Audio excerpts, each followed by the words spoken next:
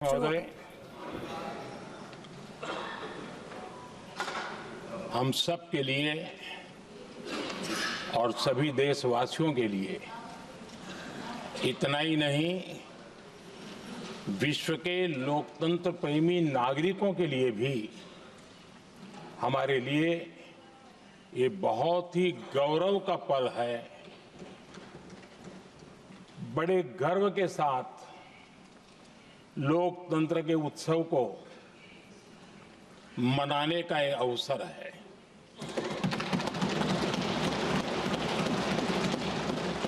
संविधान के 75 वर्ष की यात्रा, यादगार यात्रा और विश्व के सबसे महान और विशाल लोकतंत्र की यात्रा, इसके मूल में हमारे संविधान निर्माताओं की दीर्घदृष्टि, हमारे संविधान निर्माताओं का योगदान और जिसको लेकर के आज हम आगे बढ़ रहे हैं, ये 75 वर्ष पूर्ण होने पर एक उत्सव मनाने का पल है।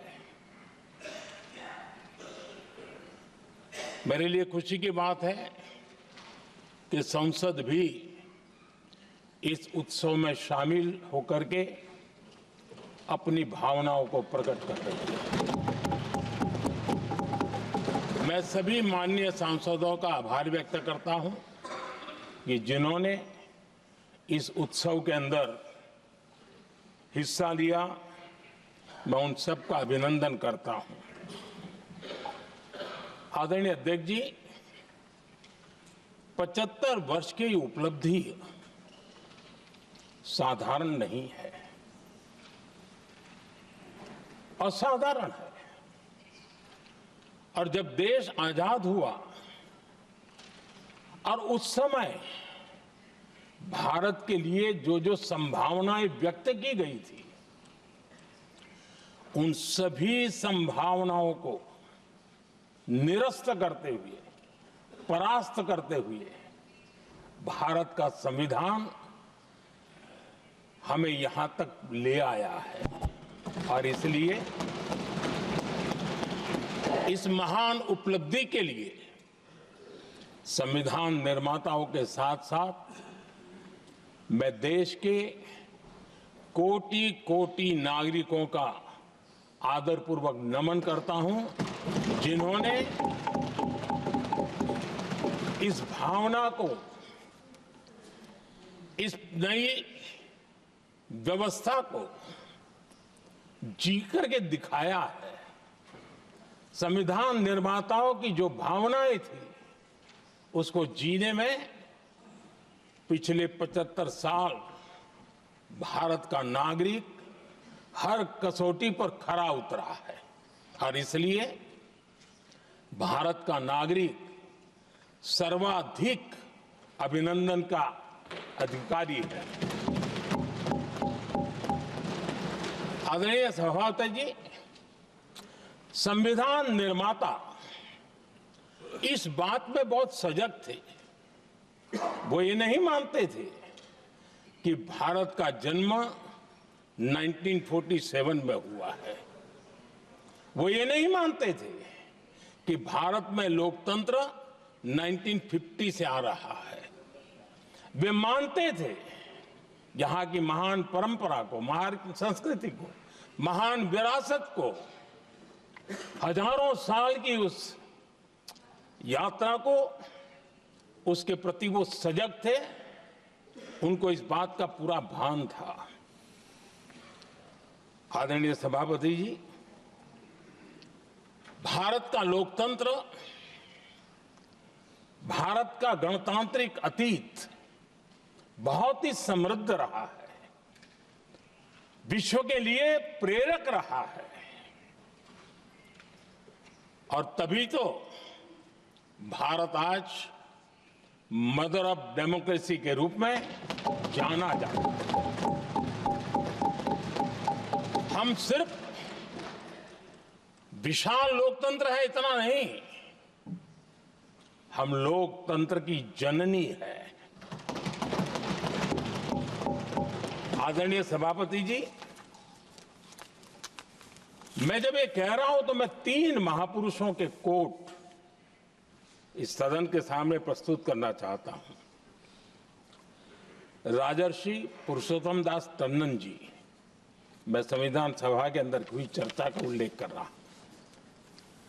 उन्होंने कहा था, सदियों के बाद हमारे देश में एक बार फिर ऐसी बैठक बुलाई गई है, यह हमारे मन में अपने गौरवशाली अतीत की याद दिलाती है, जब हम स्वतंत्र हुआ करते थे, जब सभाएं आयोजित की जाती थी जिसमें विद्वान लोग देश के महत्वपूर्ण मामलों पर चर्चा करने के लिए मिला करते थे। दूसरा कोट मैं पढ़ रहा हूं डॉक्टर राधाकृष्णन जी का। वे भी इस संविधान सभा के सदस्य थे। उन्होंने कहा था, इस महान राष्ट्र के लिए गणतांत्रिक व्यवस्था नई नहीं है।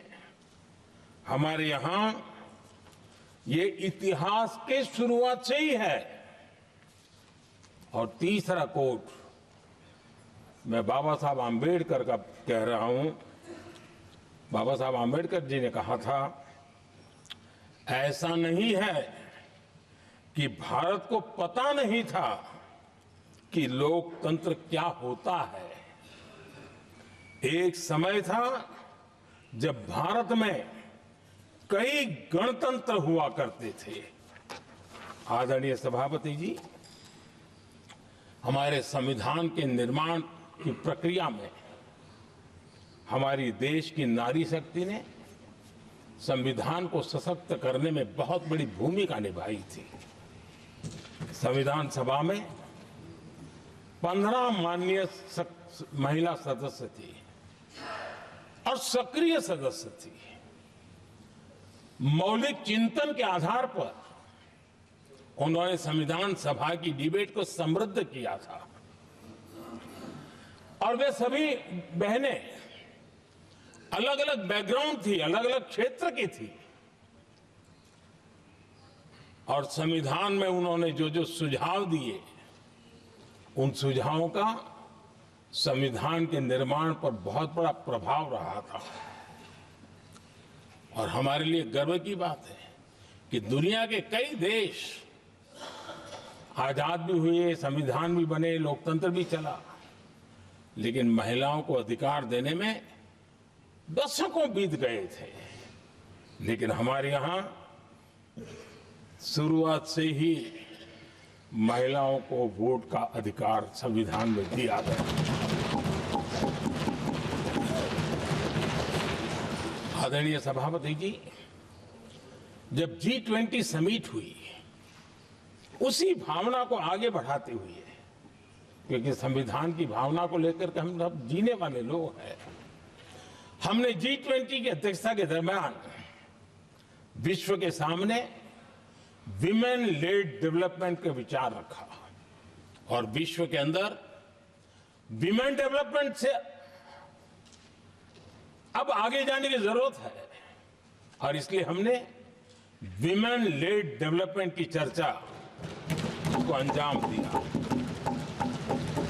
इतना ही नहीं, हम सभी सांसदों ने मिलकर के एक स्वर से नारी शक्ति बंधन अधिनियम पारित करके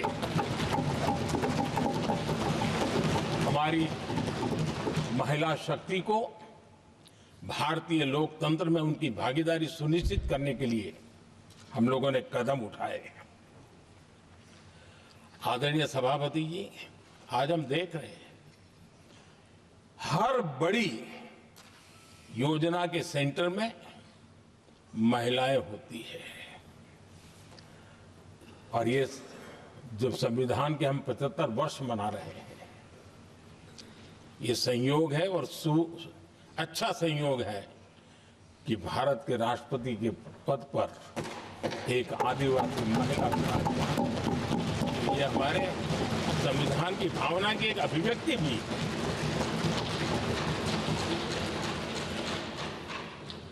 आदरणीय सभापति जी, इस सदन में भी लगातार हमारे महिला सांसदों की संख्या बढ़ रही है, उनका योगदान भी बढ़ रहा है।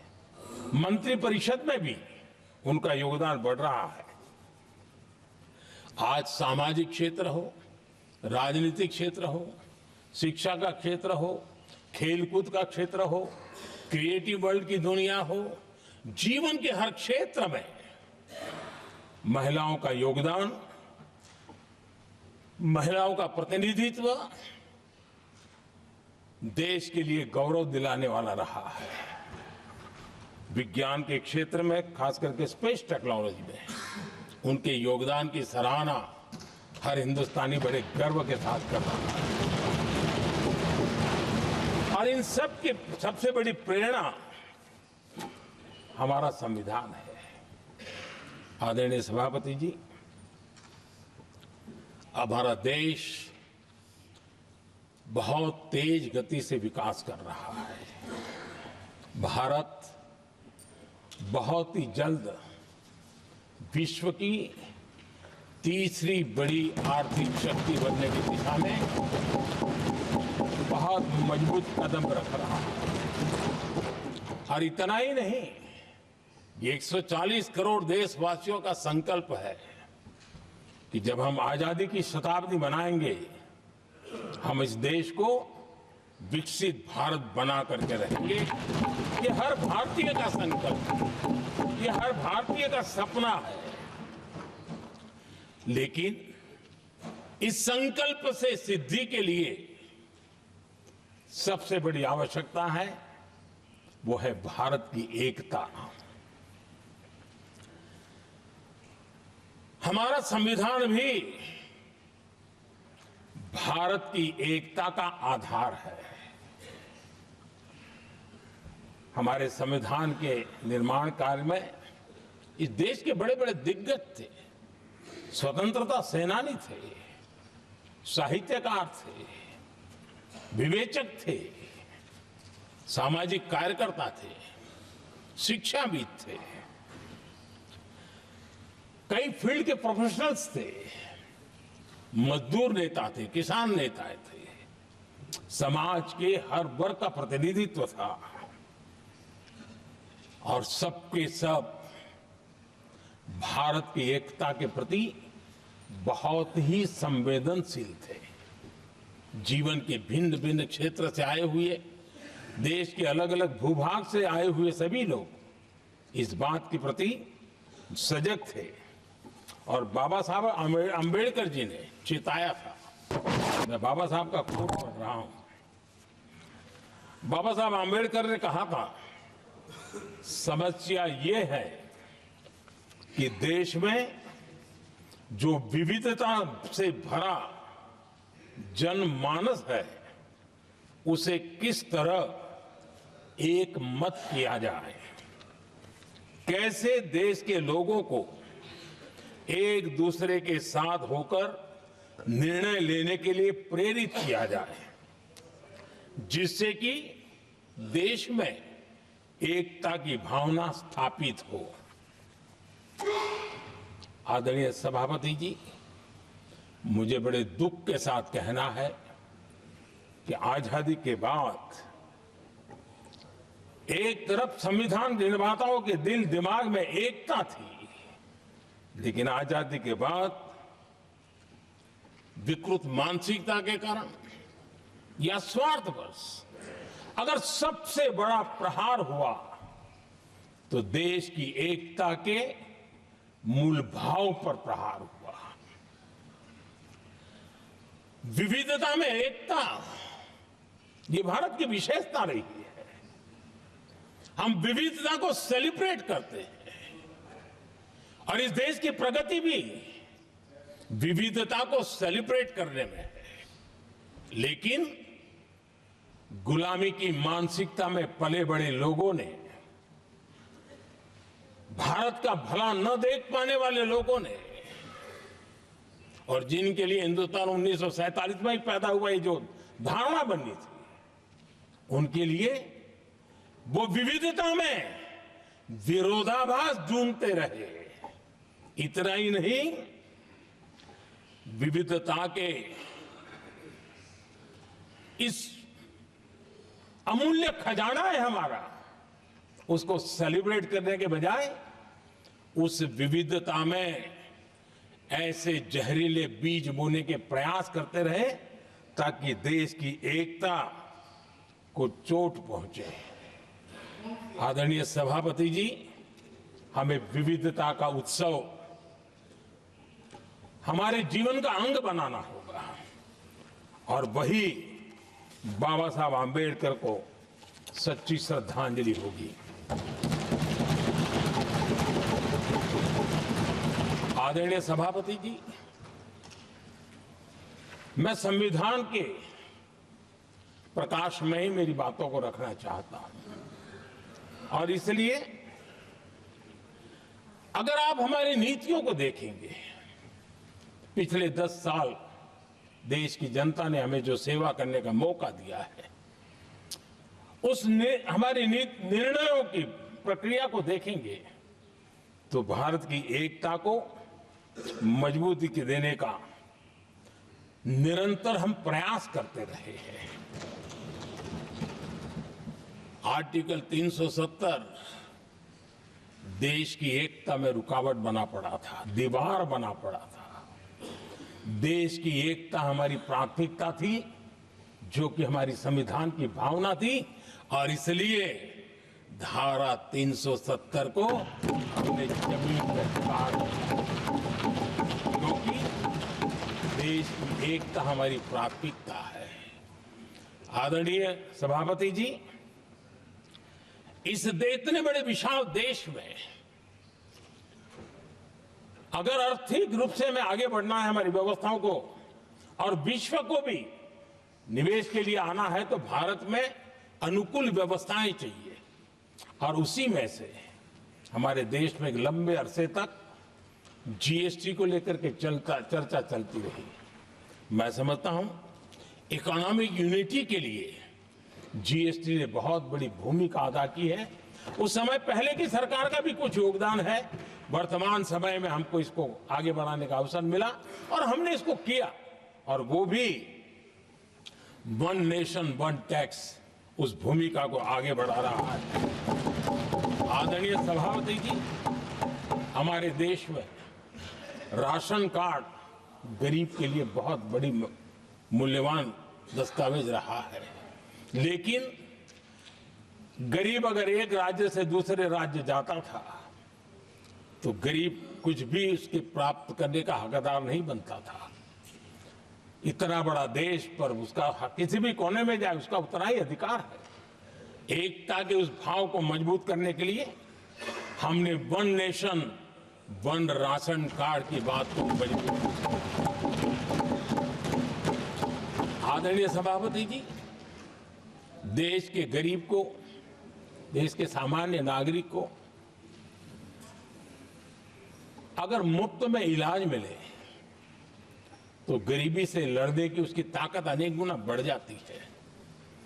लेकिन उसके लिए जहां वो काम करता है वहां पर तो मिल जाए, लेकिन किसी काम बस वो बाहर गया है और वहां पर वो जीवन और मृत्यु की लड़ाई लड़ता हो, ऐसे समय अगर उसको सुविधा नहीं मिलेगी तो व्यवस्था किस काम की। और इसलिए देश की एकता के मंत्र को जीने वाले हम लोगों ने ये तय किया कि one nation one health card, और इसलिए हमने आयुष्मान भारत योजना बनाई। आज बिहार के दूर दराज क्षेत्र का व्यक्ति भी अगर पुणे में कुछ काम कर रहा है और अचानक बीमार हो गया तो उसके लिए आयुष्मान कार्ड होना बहुत इनफ है, उसकी सेवा मिल सकती है।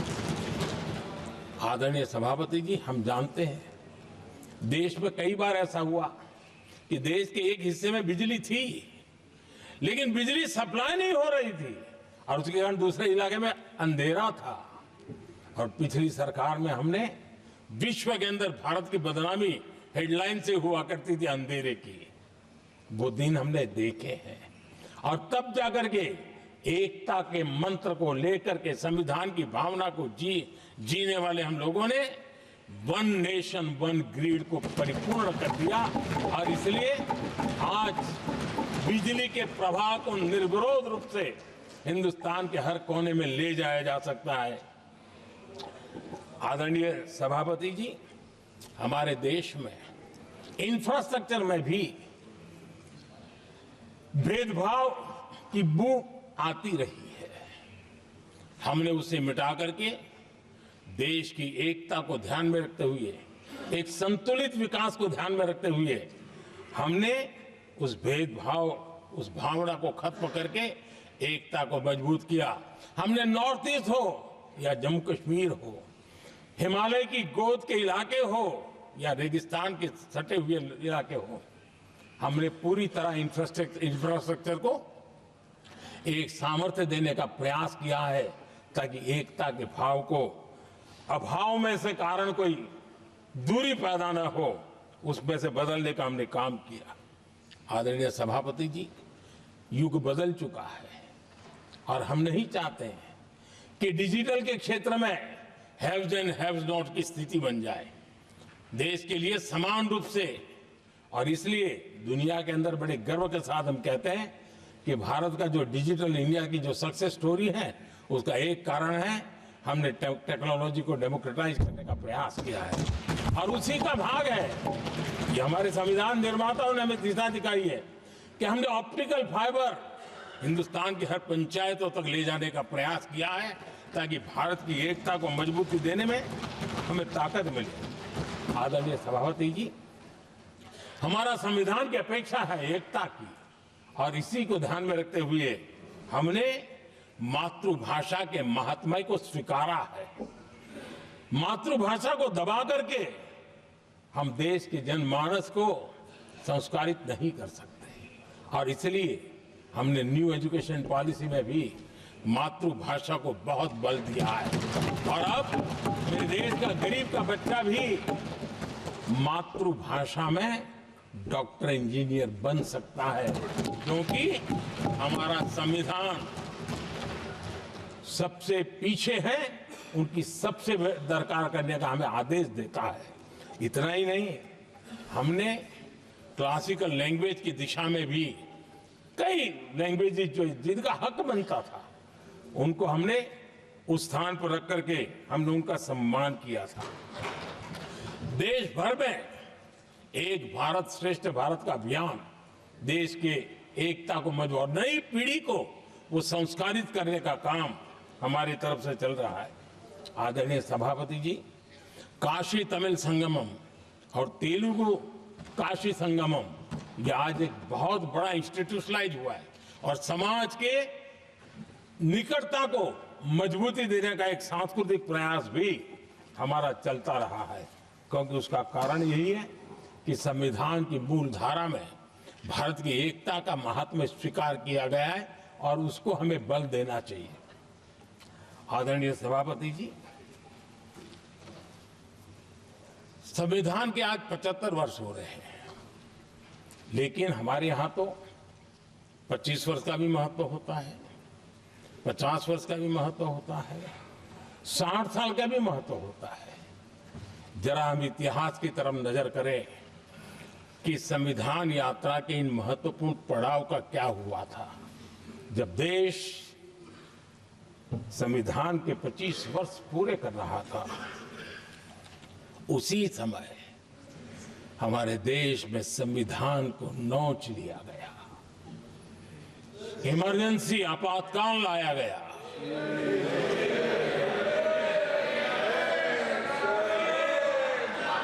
संवैधानिक व्यवस्थाओं को समाप्त कर दिया गया, देश को जेल खाना बना दिया गया, नागरिकों के अधिकारों को लूट लिया गया, प्रेस की स्वतंत्रता को ताले लगा दिए गए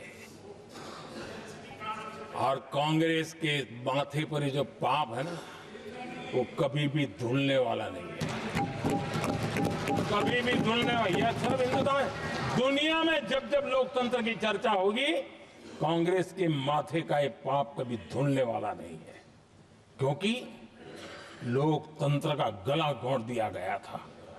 भारत के संविधान निर्माताओं की तपस्या को मिट्टी में मिलाने की कोशिश की गई थी। आदरणीय सभापति जी, जब 50 साल हुए तब क्या भुला दिया गया था? जी नहीं, अटल बिहारी वाजपेयी जी की सरकार थी और 26 नवंबर को 2000 देश भर में संविधान का 50वां वर्ष मनाया गया था। अटल बिहारी वाजपेयी जी ने प्रधानमंत्री के नाते राष्ट्र को एक विशेष संदेश दिया था।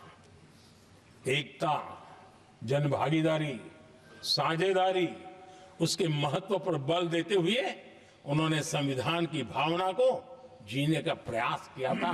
जनता को जगाने का भी प्रयास किया था। और अध्यक्ष जी, जब देश संविधान का 50 वर्ष मना रहा था और जब 50 वर्ष की पूर्णाहुति हुई तो ये मेरा भी सौभाग्य था कि मुझे भी संविधान की प्रक्रिया से मुख्यमंत्री बनने का अवसर मिल गया। और मैं जब मुख्यमंत्री था उसी कार्यकाल में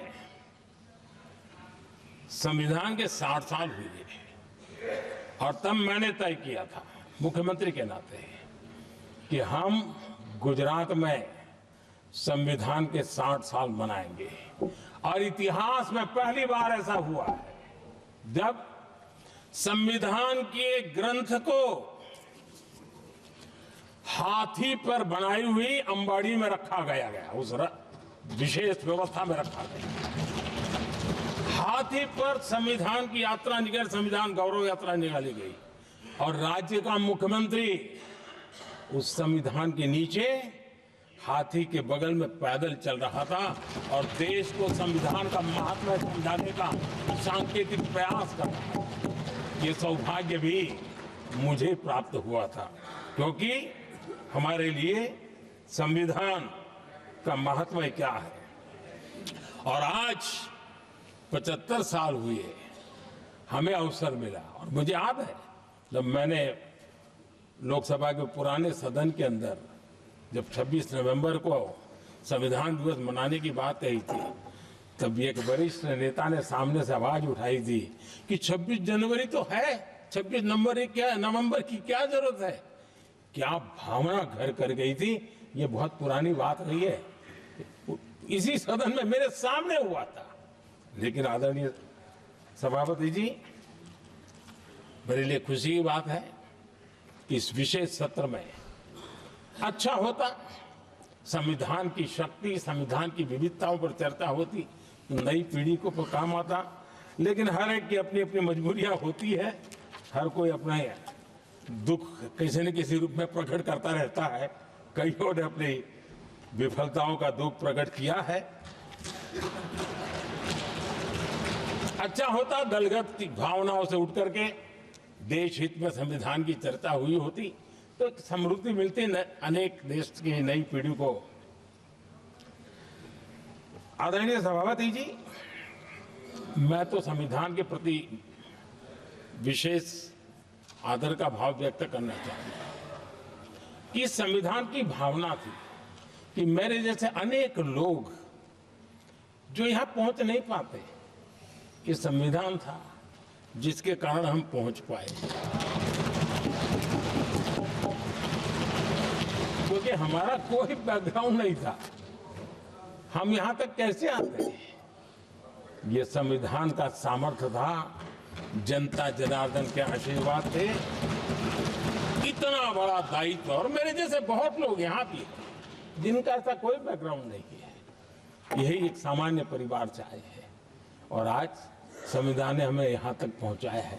और ये भी कितना बड़ा सौभाग्य है कि हमें देश ने इतना स्नेह दिया, एक बार नहीं, दो बार नहीं, 3 बार। ये हमारे संविधान के बिना संभव नहीं था। आदरणीय सभापति जी,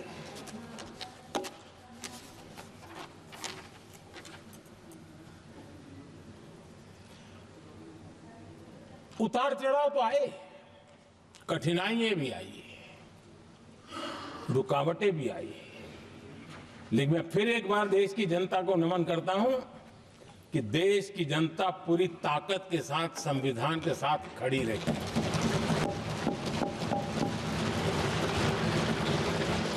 आदरणीय सभापति जी, मैं आज यहां किसी की व्यक्तिगत आलोचना करना नहीं चाहता हूं, लेकिन तथ्यों को देश के सामने रखना जरूरी है और इसलिए मैं तथ्यों को रखना चाहता हूं।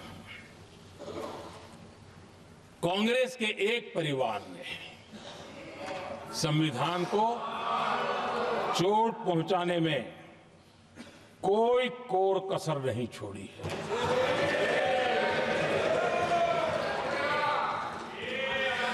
और मैं इसलिए एक परिवार का उल्लेख करता हूं कि 75 साल की हमारी यात्रा में 55 साल एक ही परिवार ने राज किया है।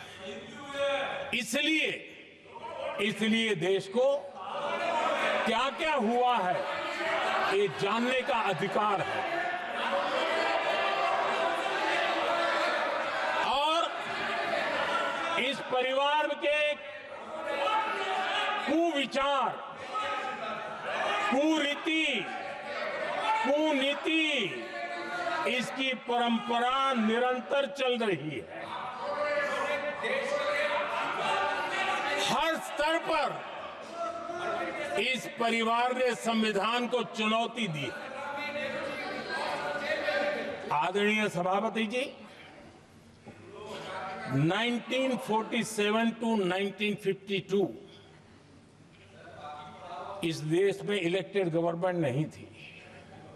एक अस्थाई व्यवस्था थी, एक सिलेक्टेड सरकार थी और चुनाव नहीं हुए थे और जब तक चुनाव न हो तब तक एक इंटरिम व्यवस्था के रूप में कोई खाका खड़ा करना चाहिए, किया गया था। 1952 के पहले राज्यसभा का भी गठन नहीं हुआ था, राज्यों में भी कोई चुनाव नहीं थे, जनता का कोई आदेश नहीं था। उसके बावजूद भी और अभी तो संविधान निर्माताओं ने इतना मंथन करके संविधान बनाया था। 1951 में जबकि चुनी हुई सरकार नहीं थी, उन्होंने ऑर्डिनेंस करके संविधान को बदला और किया क्या? अभिव्यक्ति की आजादी पर हमला कर दिया गया।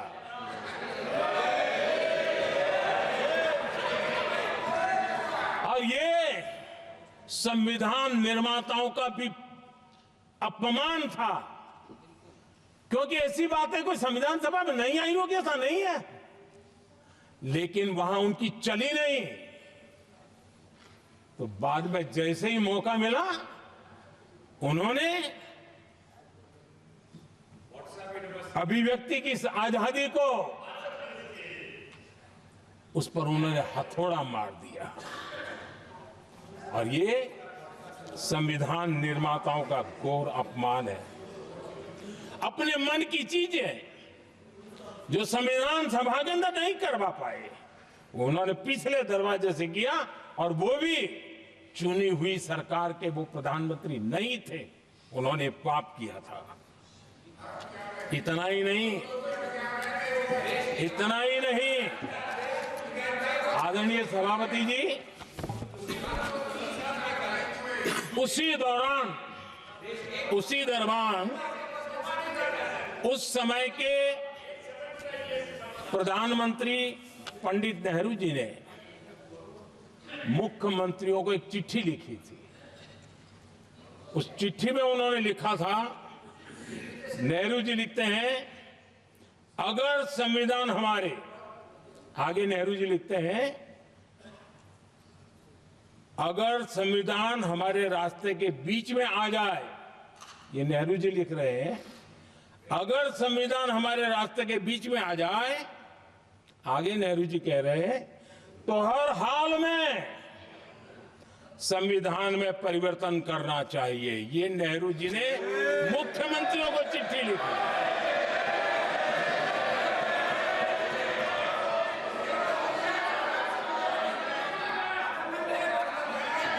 और आदरणीय सभापति जी, ये भी देखिए 1951 में ये पाप किया गया, लेकिन देश चुप नहीं था। उस समय राष्ट्रपति डॉक्टर राजेंद्र प्रसाद जी ने चेताया ये गलत हो रहा है। उस समय स्पीकर पद पर बैठे हुए हमारे स्पीकर महोदय ने भी पंडित जी को कहा गलत कर रहे हो। इतना ही नहीं, आचार्य कृपलानी जी, जयप्रकाश नारायण जैसे महान कांग्रेसी लोगों ने भी पंडित नेहरू ने कहा कि ये रोको, लेकिन पंडित जी का अपना संविधान चलता था और इसलिए उन्होंने इतने वरिष्ठ महानुभावों की सलाह मानी नहीं और उसे भी उन्होंने दरकिनार कर दिया। और आदरणीय सभापति जी, ये संविधान संशोधन करने का ऐसा खून कांग्रेस के मुंह लग गया कि समय समय पर वो संविधान का शिकार करती रही। ये खून मुंह पे लग गया। इतना ही नहीं, संविधान के स्पिरिट को लहू लहान करती रही। आदरणीय सभापति जी, करीब 6 दशक में 75 बार संविधान बदला गया। आदरणीय सभापति जी, जो बीज देश के पहले प्रधानमंत्री जी ने बोया था, उस बीज को खाद पानी देने का काम एक और प्रधानमंत्री ने किया। उनका नाम था श्रीमती इंदिरा गांधी।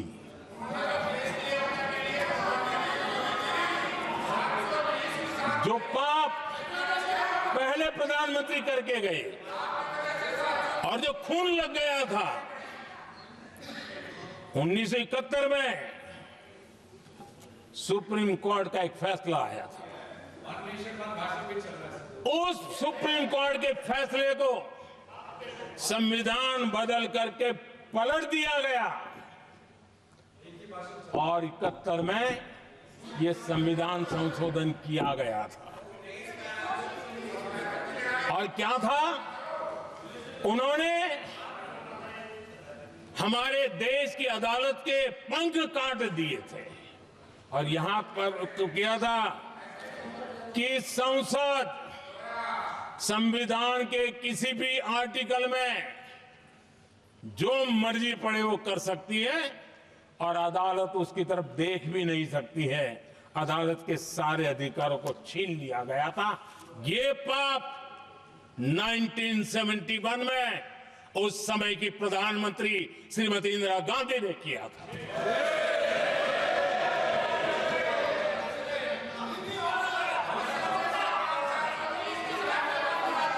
और इस परिवर्तन ने इंदिरा जी की सरकार को मौलिक अधिकारों को छीनने का और न्यायपालिका पर नियंत्रण करने का अधिकार दिया, सक्षम बना दिया था।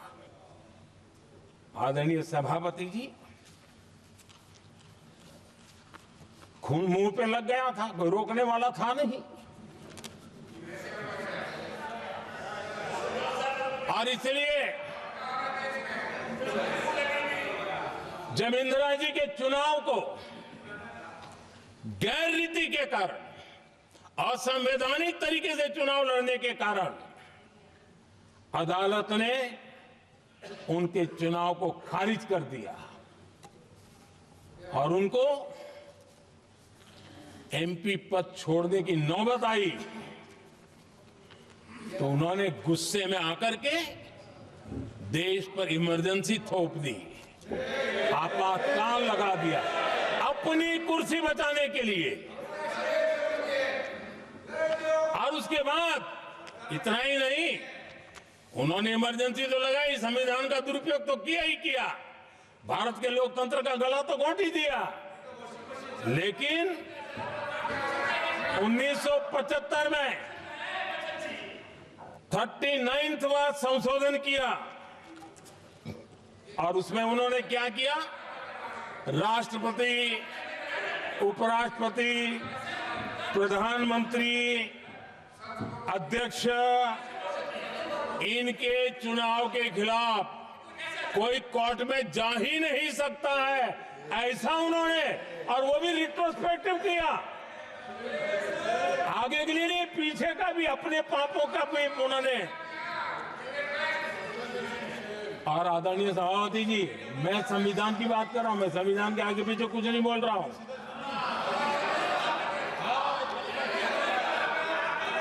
आदरणीय सभापति जी,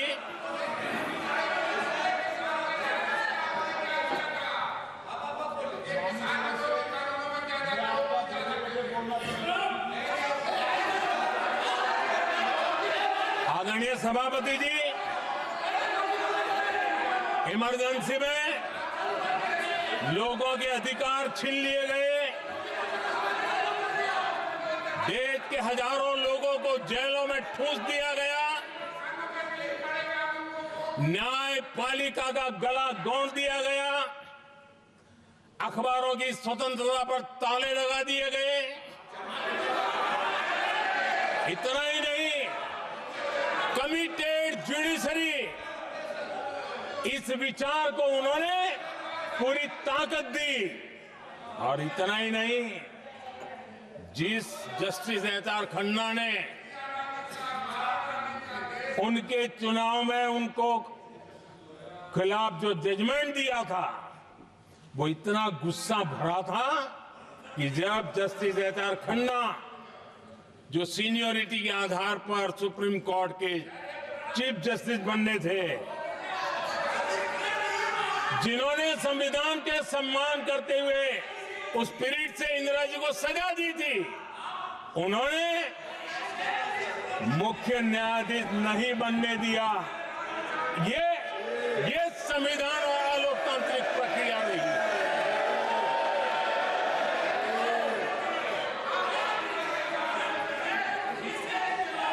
आदरणीय सभापति जी, यहां भी ऐसे कई दल बैठे हैं जिनके मुखिया भी सारे जेल में हुआ करते थे। ये इनकी मजबूरी है कि वहां जाके बैठे हैं, उनको भी जेलों में ठूस दिया गया था। आदरणीय सभापति जी, देश पर जुल्म तांडव चल रहा था, निर्दोष लोगों को जेलों में ठूस दिया जाता था, लाठियां बरताई जाती थी, कई लोग जेलों में मौत के शरण हो गए थे, और एक निर्दयी सरकार संविधान को चूर चूर करती रही थी। आदरणीय सभापति जी, ये परंपरा यहां नहीं रुकी। जो परंपरा नेहरू जी ने शुरू की थी, जिसको दूसरे प्रधानमंत्री जी इंदिरा जी ने आगे बढ़ाया, क्योंकि खून मुंह पे लग गया था, और इसलिए राजीव गांधी जी प्रधानमंत्री बने। उन्होंने संविधान को एक और गंभीर झटका दे दिया। सबको समानता,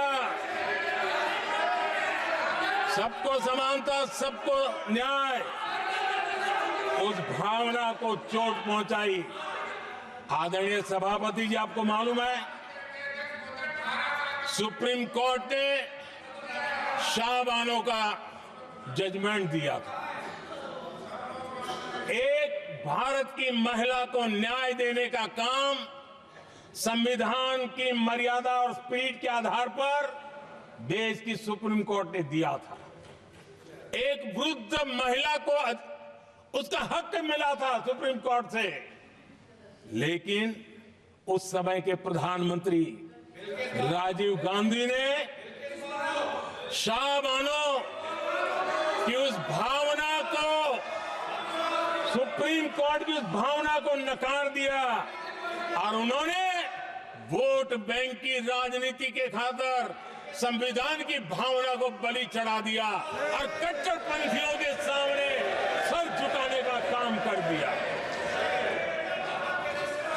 उन्होंने न्याय के लिए तड़प रही एक वृद्ध महिला को साथ देने के बजाय उन्होंने कट्टरपंथियों का साथ दिया। संसद में कानून बना करके सुप्रीम कोर्ट के निर्णय को फिर एक बार पलट दिया गया। आदरणीय सभापति जी, बात वहां से नहीं अटकी है। नेहरू जी ने शुरू किया, इंदिरा जी ने आगे बढ़ाया और राजीव जी ने भी उसको ताकत दी, खाद पानी देने का काम किया। क्यों? संविधान के साथ खिलवाड़ करने का लहू उनके मुंह लग गया था। आदरणीय सभापति जी, अगली पीढ़ी भी इसी खिलवाड़ में जुड़ी पड़ी है। एक किताब को मैं कोट कर रहा हूं। उस किताब में जो लिखा गया है और उसमें प्रधानमंत्री उस समय के मेरे पहले जो प्रधानमंत्री थे उनको कोट किया है। उन्होंने कहा है, मुझे यह स्वीकार करना होगा कि पार्टी अध्यक्ष सत्ता का केंद्र है। ये मनमोहन सिंह जी ने कहा है, जो एक किताब में लिखा गया है। मुझे यह स्वीकार करना होगा कि पार्टी अध्यक्ष सत्ता का केंद्र है। सरकार पार्टी के प्रति जवाबदेह है। इतिहास में पहली बार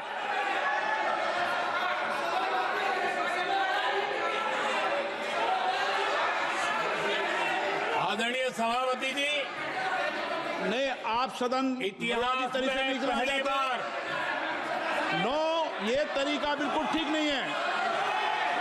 सदन के नेता बोल रहे हैं, आपको मर्यादा रखनी चाहिए। ऐसे सदन नहीं चलेगा इस तरीके से, गलत तरीका आपका ये। माननीय प्रधानमंत्री जी। आदरणीय सभापति जी, इतिहास में पहली बार संविधान को ऐसी गहरी चोट पहुंचा दी गई।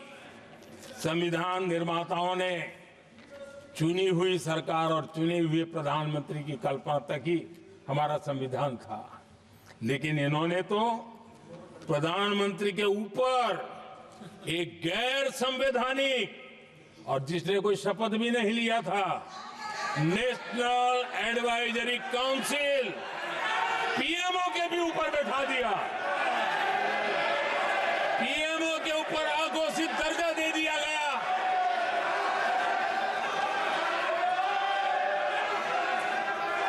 आदरणीय सभापति जी, इतना ही नहीं, और एक पीढ़ी आगे चले और उस पीढ़ी ने क्या किया?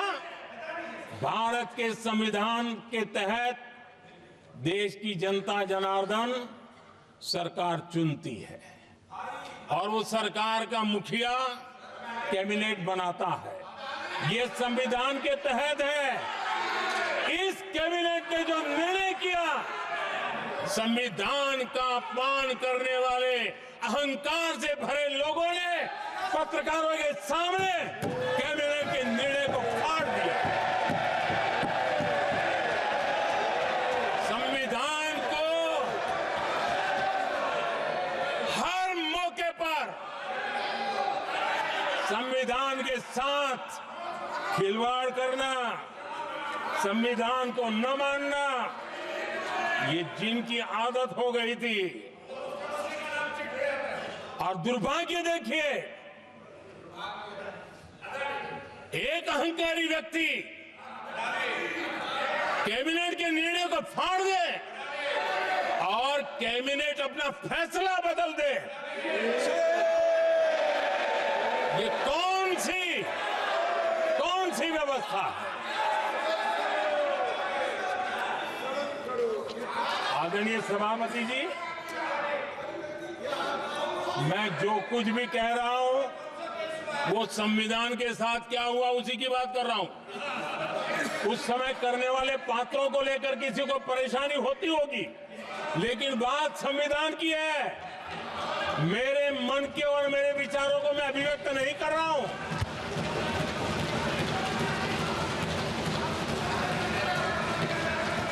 आदरणीय सभापति जी, कांग्रेस ने निरंतर संविधान की अवमानना की, संविधान के महत्व को कम किया। कांग्रेस इसके अनेक उदाहरणों से भरा पड़ा हुआ है। संविधान के साथ धोखेबाजी कैसे करते थे, संवैधानिक संस्थाओं को कैसे नहीं मानते थे, इस देश में बहुत कम लोगों को मालूम होगा। 370 की तो पता है सबको, 35A का पता बहुत कम है। संसद में आए बिना, जबकि संसद में आना पड़ता, संसद को ही अस्वीकार कर दिया गया। भारत के संविधान का अगर कोई पहला पुत्र है तो ये संसद है, उसको भी उन्होंने गला घोटने का काम किया। 35A जो संसद में लाए बिना उन्होंने देश पर थोप दिया, और अगर 35A न होता तो जम्मू कश्मीर में जो हालत पैदा हुई वो हालत पैदा न हुई होती। राष्ट्रपति के आदेश पर यह काम किया गया और देश की संसद को अंधेरे में रखा गया। आदरणीय सभापति, ये संसद का अधिकार था, कोई अपनी मनमानी से नहीं कर सकता था, लेकिन और उनके पास बहुमत था, कर सकते थे, लेकिन वो नहीं किया क्योंकि पेट में पाप था, देश की जनता से छुपाना चाहते थे। आदरणीय सभापति जी, इतना ही नहीं, बाबा साहब आंबेडकर जिनके प्रति आज सम्मान का भाव सब कोई अनुभव कर रहा है, और हम लोगों के लिए तो बहुत विशेष है, क्योंकि हम लोगों के लिए तो जीवन में बहुत बड़ी जो कुछ भी रास्ते मिले ना वहीं से मिले हैं। आदरणीय सभापति जी,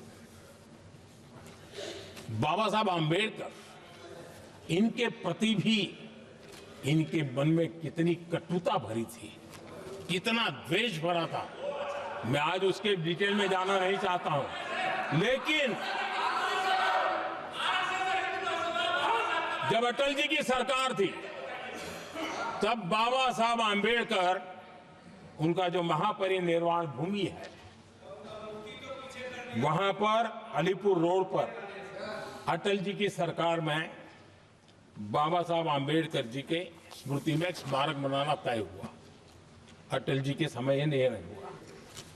दुर्भाग्य देखिए, 10 वर्ष यूपीए की सरकार रही, उसने इस काम को नहीं किया, न होने दिया। बाबा साहब आंबेडकर का जब हमारी सरकार आई, बाबा साहब आंबेडकर के प्रति हमारा श्रद्धा होने के कारण हमने अलीपुर रोड पर बाबा साहब मेमोरियल बनाया और उसका काम किया। आदरणीय सभापति जी, दिल्ली में जब बाबा साहब आंबेडकर के 1992 में, उस समय चंद्रशेखर जी कुछ समय थे, तब एक निर्णय किया गया था, आंबेडकर इंटरनेशनल सेंटर यही जनपद के पास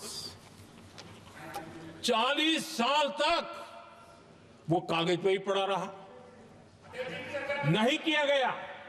और तब जाकर के 2015 में हमारी सरकार आई और हमने आकर के इस काम को पूरा किया। बाबा साहब को भारत रत्न देने का काम भी जब कांग्रेस सत्ता से बाहर गई तब संभव हुआ। इतना ही नहीं, आदरणीय सभापति जी, बाबा साहब आम्बेडकर के 125 साल तो हमने पूरी दुनिया में बनाए थे, विश्व के 120 देशों में बनाने का काम किया था। लेकिन जब बाबा साहब आम्बेडकर की शताब्दी थी तब अकेली बीजेपी की सरकार थी मध्य प्रदेश में। सुंदरलाल जी पटवा हमारे मुख्यमंत्री जी थे और महू में जहां बाबा साहब आम्बेडकर जी का जन्म हुआ था उसको एक स्मारक के रूप में पुनर्निर्माण करने का काम सुंदरलाल पटवाई जी जब मुख्यमंत्री थे तब मध्य प्रदेश में हुआ था। शताब्दी के समय भी उनके साथ यही किया गया था। आदरणीय सभापति जी,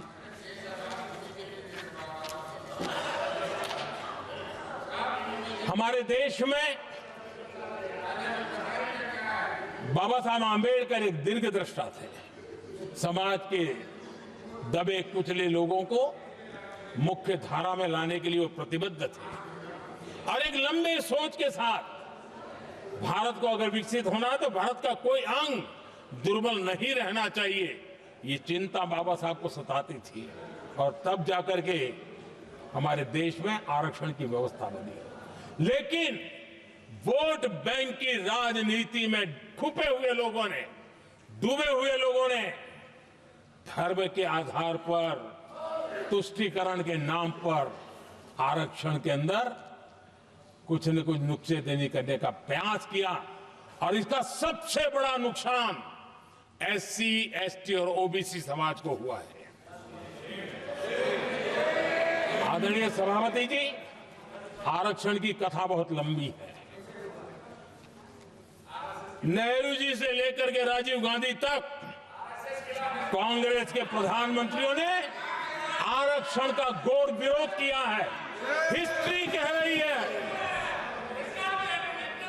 आरक्षण के विरोध में लंबी लंबी चिट्ठियां स्वयं नेहरू जी ने लिखी है, मुख्यमंत्रियों को लिखी है।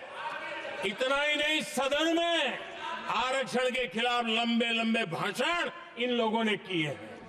बाबा साहब आम्बेडकर समता के लिए और भारत में संतुलित विकास के लिए आरक्षण के लेकर के आए, उन्होंने उसके खिलाफ भी झंडा ऊंचा किया हुआ था। दशकों तक मंडल कमीशन के रिपोर्ट को डिब्बे में डाल दिया था। जब कांग्रेस को देश ने हटाया, जब कांग्रेस गई, तब जाकर के ओबीसी को आरक्षण मिला, तब तक ओबीसी को आरक्षण नहीं मिला। ये कांग्रेस का पाप है। अगर उस समय मिला होता तो आज देश के अनेक पदों पर ओबीसी समाज के लोग भी देश की सेवा करते, लेकिन नहीं करने दिया, नहीं होने दिया। ये पाप इन्होंने किया था। आदरणीय सभापति जी, जब हमारे यहां संविधान का निर्माण चल रहा था तब संविधान निर्माताओं ने धर्म के आधार पर आरक्षण होना चाहिए कि नहीं होना चाहिए, इस विषय पर घंटों तक, दिनों तक गहन चर्चा की है, विचार विमर्श किया है और सबका मत बना है कि भारत जैसे देश की एकता और अखंडता के लिए धर्म के, संप्रदाय के आधार पर आरक्षण नहीं हो सकता है। सुविचारित मत था, ऐसा नहीं कि भूल गए थे, रह गया था। सोच विचार कर तय किया गया था कि भारत की एकता और अखंडता के लिए संप्रदाय और धर्म के आधार पर यह नहीं होगा। लेकिन कांग्रेस ने सत्ता सुख के लिए, सत्ता भूख के लिए, अपनी वोट बैंक को खुश करने के लिए धर्म के आधार पर आरक्षण का नया खेल खेला है, जो संविधान की भावना के खिलाफ है। इतना ही नहीं, दे भी दिया कुछ जगह पे और सुप्रीम कोर्ट से झटके लग रहे हैं। और इसलिए अब दूसरे बहाने से बहाने बता रहे हैं, ये करेंगे वो करेंगे। मन में साफ है, धर्म के आधार पर आरक्षण देना चाहते हैं, इसलिए खेल खेले जा रहे हैं। संविधान निर्माताओं के भावनाओं पर गहरी चोट करने का ये निर्लज्ज प्रयास है। आदरणीय सभापति जी, आदरणीय सभापति जी,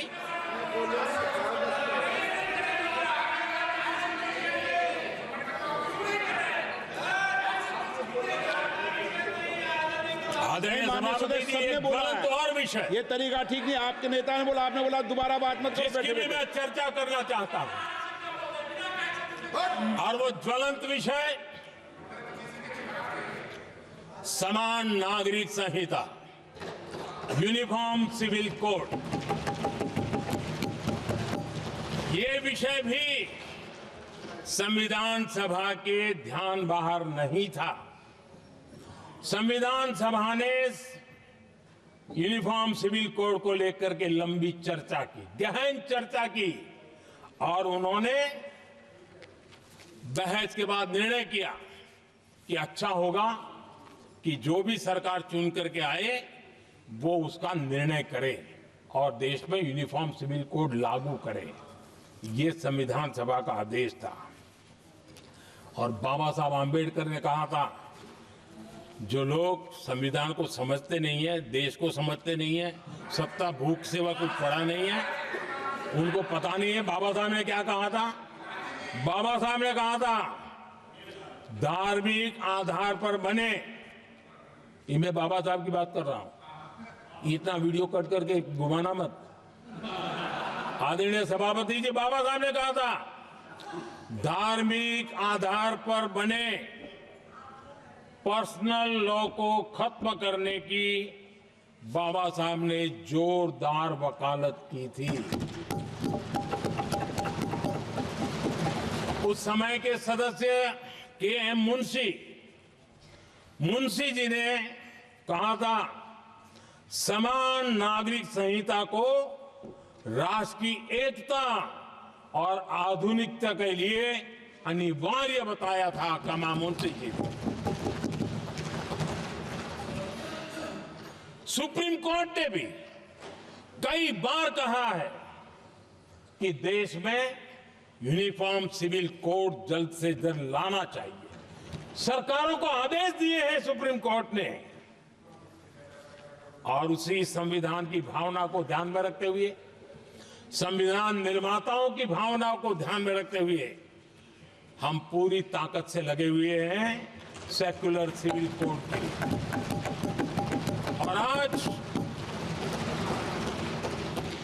कांग्रेस के लोग संविधान निर्माताओं की भावना का भी, सुप्रीम कोर्ट की भावना का भी अनादर कर रहे हैं, क्योंकि उनकी राजनीति को सूट नहीं करता है। उनके लिए संविधान वो पवित्र ग्रंथ नहीं है, उनके लिए एक हथियार है राजनीति का। खेल खेलने का हथियार बना दिया। लोगों को डराने के लिए संविधान को हथियार बनाया जाता है। आदरणीय सभापति जी, और ये कांग्रेस पार्टी, उनको तो संविधान शब्द भी उनके मुंह में शोभा नहीं देता है। इसलिए जो अपनी पार्टी के संविधान को नहीं मानते हैं, जिन्होंने अपनी पार्टी के संविधान को कभी स्वीकार नहीं किया है, क्योंकि संविधान को स्वीकार करने के लिए एक लोकतांत्रिक स्पिरिट लगता है जो जिनकी रगों में नहीं है। सत्तावाद और परिवारवाद भरा पड़ा है। अब आप देखिए जो कैसी शुरुआती कितनी गड़बड़ हुई है। मैं कांग्रेस की बात कर रहा हूं। 12 कांग्रेस की प्रदेश की कमेटियों ने, 12 प्रदेश कमेटियों ने सरदार पटेल के नाम पर सहमति दी थी। नेहरू जी के साथ एक भी कमेटी नहीं थी, नॉट अ सिंगल। संविधान के तहत सरदार साहब ही देश के प्रधानमंत्री बनते हैं, लेकिन लोकतंत्र में श्रद्धा नहीं, खुद के संविधान पर विश्वास नहीं, खुद के ही संविधान को स्वीकारना नहीं, और सरदार साहब देश के प्रधानमंत्री नहीं बन सके और ये बैठ गए। जो लोग अपनी पार्टी के संविधान को, जो लोग अपनी पार्टी के संविधान को नहीं मानते, वो कैसे देश के संविधान को स्वीकार कर सकते हैं?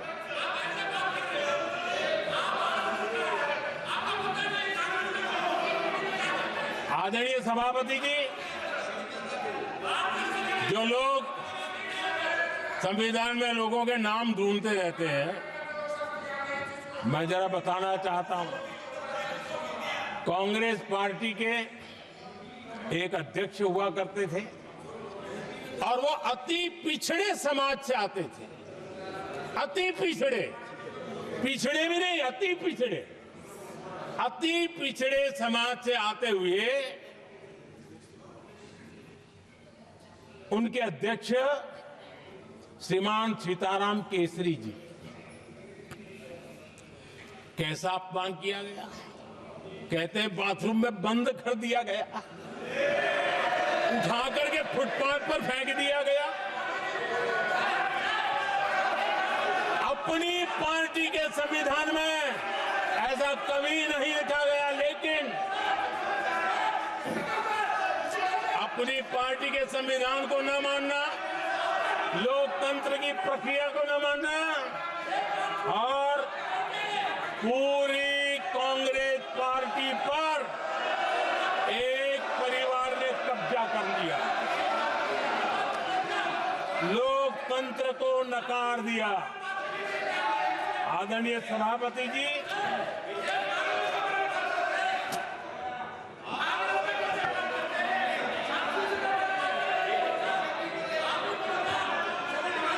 तो आपके सदस्यों ने क्या क्या बोला था ठीक नहीं है। आप जब सदन के नेता बोल रहे हैं तो सदन की मर्यादा को रखो, आदरणीय अच्छी सभापति परंपरा जी, को बनाओ। संविधान के साथ खिलवाड़ करना, संविधान के स्पिरिट को तहस नहस करना, ये कांग्रेस की रगों में रहा है। हमारे लिए संविधान, उसकी पवित्रता, उसकी शुचिता हमारे लिए सर्वोपरि है। और ये शब्दों में नहीं है, जब जब हमें कसौटी पर कसा गया है, हम तप करके निकले हुए लोग हैं। मैं उदाहरण देना चाहता हूं, 1996 में सबसे बड़े दल के रूप में भारतीय जनता पार्टी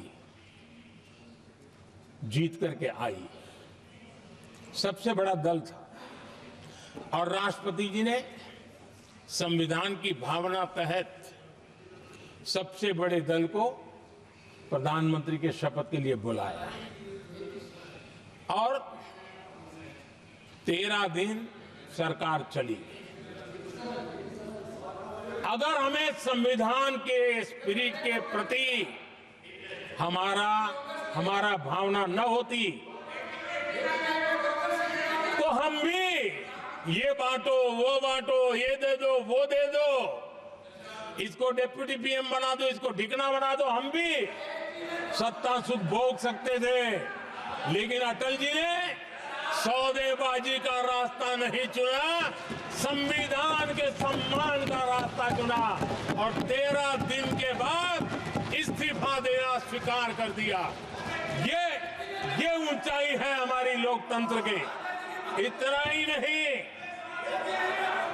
1998 में एनडीए की सरकार थी, सरकार चल रही थी, लेकिन कुछ लोगों को हम नहीं तो कोई नहीं, ये जो एक परिवार का खेल चला है, अटल जी की सरकार को स्थिर करने के लिए खेल चले गए।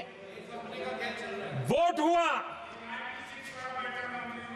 खरीद फरोख्त तब भी हो सकती थी, बाजार में माल तब भी बिकता था। लेकिन संविधान की भावना के प्रति समर्पित अटल बिहारी वाजपेयी जी की सरकार ने एक वोट से हारना पसंद किया, इस्तीफा दिया, लेकिन असंवैधानिक कोई कृत्य नहीं किया। ये हमारा इतिहास है, ये हमारे संस्कार है, ये हमारी परंपरा है। और दूसरी तरफ अदालत ने भी जिस पर थप्पा मार दिया, कैश फॉर वोट का कांड, एक लघुमती सरकार को बचाने के लिए संसद में नोटों के ढेर साक्ष्य के रूप में रखे गए, असंवैधानिक तरीका। सरकार बचाने के लिए भारत के लोकतंत्र की भावना को बाजार बना दिया गया, वोट खरीदे गए। आदरणीय सभापति जी, 90 के दशक में कई सांसदों को रिश्वत देने का पाप, यह संविधान की भावना थी। क्या 140 करोड़ वासियों के मन में जो लोकतंत्र पनपा है, उस लोकतंत्र के साथ यह खिलवाड़? कांग्रेस के लिए सत्ता सुख, सत्ता की भूख, यही एकमात्र कांग्रेस का इतिहास है, कांग्रेस का वर्तमान है। आदरणीय सभापति जी, 2014 के बाद एनडीए को सेवा का मौका मिला। संविधान और लोकतंत्र को मजबूती मिली। ये पुरानी जो बीमारियों थी, उस बीमारी से मुक्ति का हमने एक अभियान चलाया। बीते 10 साल यहां से पूछा गया, हमने भी संविधान संशोधन किए। जी हां, हमने भी संविधान संशोधन किए हैं, देश की एकता के लिए, देश की अखंडता के लिए, देश के उज्जवल भविष्य के लिए और संविधान की भावना के प्रति पूर्ण समर्पण के साथ किए हैं। हमने संविधान संशोधन किया, क्यों किया? इस देश का ओबीसी समाज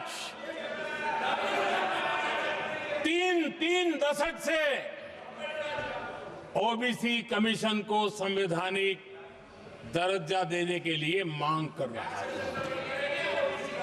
ओबीसी के सम्मान के लिए, उसको संवैधानिक दर्जा देने के लिए हमने संविधान संशोधन किया है। हमें गर्व है ये करने का। समाज के दबे कुचले लोगों को उनके साथ खड़े होना, ये हम अपना कर्तव्य मानते हैं, इसलिए संविधान संशोधन किया। आदरणीय सभापति जी, इस देश में एक बहुत बड़ा वर्ग था, वो किसी भी जाति में क्यों न जन्मा हो, लेकिन गरीबी के कारण अवसरों को वो पा नहीं सकता था, आगे बढ़ नहीं सकता था। और इसलिए उसने असंतोष की ज्वाला भड़क रही थी और सबकी मांग रहती थी, कोई निर्णय नहीं करता था।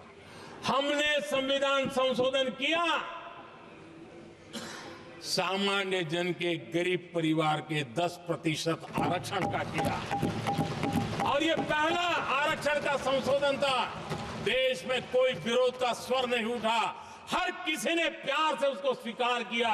संसद ने भी सहमति के साथ पारित किया, क्योंकि समाज की एकता की उसमें ताकत पड़ी थी, संविधान की भावनाओं का भाव पड़ा था, सबने सहयोग किया था, तब जाकर के हुआ था।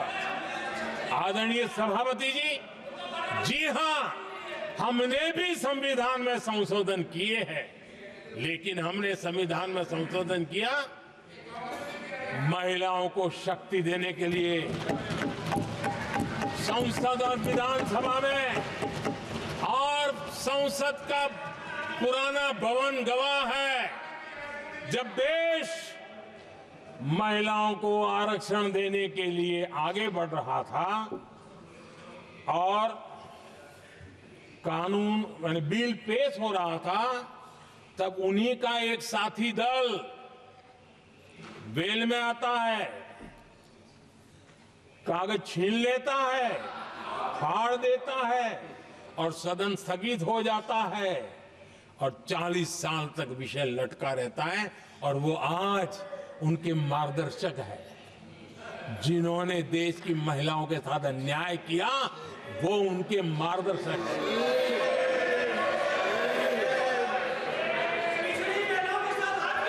आदरणीय सभापति जी, हमने संविधान संशोधन किया, हमने देश की एकता के लिए किया। बाबा साहब आंबेडकर का संविधान 370 की दीवार के कारण जम्मू कश्मीर की तरफ देख भी नहीं सकता था।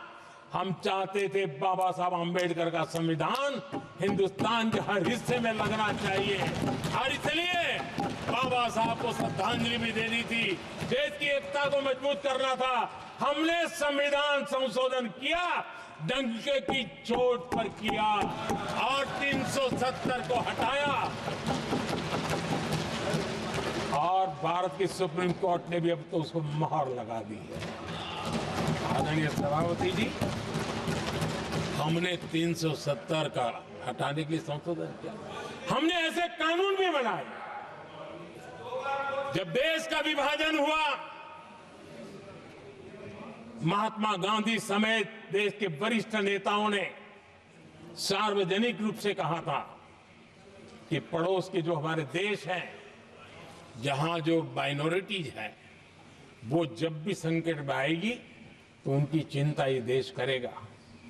गांधी जी ने का वचन था, जो उनके नाम पर सत्ता पर चढ़ जाते थे उन्होंने तो पूरा नहीं किया, हमने सीएए ला करके उसको पूरा किया। वो कानून हमने लाया, हमने किया है और गर्व के साथ आज भी हम उसको ओन कर रहे हैं, मुंह नहीं छुपाते हैं, क्योंकि देश के संविधान की भावना के साथ मजबूती के साथ खड़े रहने का हमने काम किया।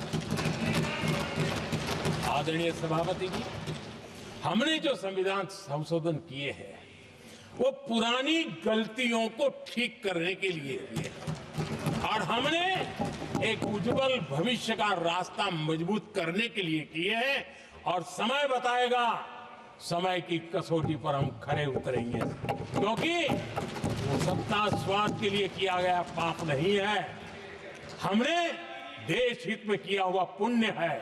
और इसलिए हमें जो सवाल पूछते हैं आदरणीय